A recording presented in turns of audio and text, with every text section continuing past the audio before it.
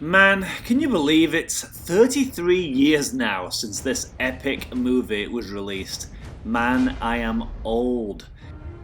Hey guys, welcome back to Kal-El Suits 808. So in today's video, we are going to be satisfying some of you old crusties like me, and we're going to be looking at this new 1/3 scale T1000 Museum Masterline statue from Prime 1 and Blitzway. Guys, I recently did a video of the T800, the two different versions from Prime 1 and Blitzway. Feel free to go back and check those guys out. But not before I've dazzled you with this bunch of beautifulness. I'll put an end screen at the end of this video, guys, for you to go back and check out that T800 video. Before I do, I'll just quickly ask you to just click that like button if you do enjoy and appreciate content like this, if you do enjoy all things Terminator, and I would really appreciate that. And also make sure you are subscribed so you don't miss out. And without further ado, let's go into this epic 1/3 scale statue. Now, as usual with Prime 1, there are two versions of this guy. I'm only going to talk about the Deluxe one, and that's the one on the left there. I'm not going to go too much into the regular because the regular is just kind of... there's a lot of extra swappable parts with the Deluxe version. And when I go through these swappable parts, you'll realise why it isn't even worth talking about the regular. For an extra 300 bucks, you get a lot of extras. So this is all about the Deluxe version. As you can see the price there, $1,699 US, $1,700. And you get...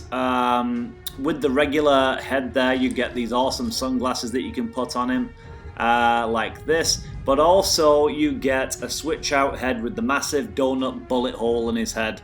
And you also get a bust to display whichever head you are not displaying on the statue. And you also get a whole bunch of magnetic bullet holes to put on his body, plus swappable hands. Let's go into it.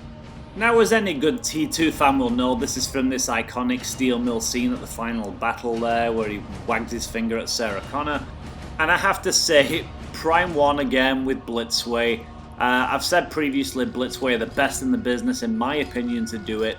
They've captured Robert Patrick's likeness better than any other company I've ever seen. Obviously, Queen Studios are known for doing their kind of real life-size silicone busts, and they did an okay version of Robert Patrick. But Blitzway, this is flawless in my opinion. This is the T1000, you know, in all his glory here. So I personally, if I was to get this, I would not have those sunglasses on, because when he's doing this pose at the end, he doesn't have those glasses on. And why would you want to cover up that beautiful likeness? It's stunning. So I would ditch the glasses. They would stay in the box for me. But awesome. This is mixed media. As you can see, it's actually a fabric costume. With those, you know, nice little metal details of his police badge and the Austin badge and all the rest of it.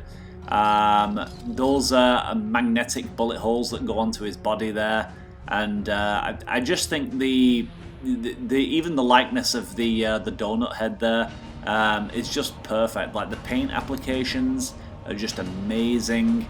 The switch out options with the hands here, how you can have a kind of defensive hand on the left hand, or you can have the finger wag. I don't know why you wouldn't want the finger wag, that's iconic. But then you can either have a relaxed right hand, or you can have the steel rod in his right hand. After his that iconic scene where he gets the metal rod pushed through him, and then he just kind of like pulls it out of his side. And man, how good were those special effects? I mean, 33 years ago, 1991, and those effects still stand up today. In fact, it can be argued that the effects in Terminator 2 were like way better than a lot of the special effects nowadays. Like, you only need to look at the latest abomination that was the Flash movie to see how bad the CGI was. And that cost a hell of a lot more money than Terminator 2. Yep, this movie was well ahead of its time. And it's a testament to how good a movie it was when 33 years later, and companies like Prime 1 and Blitzway are still producing statues and collectibles from that movie.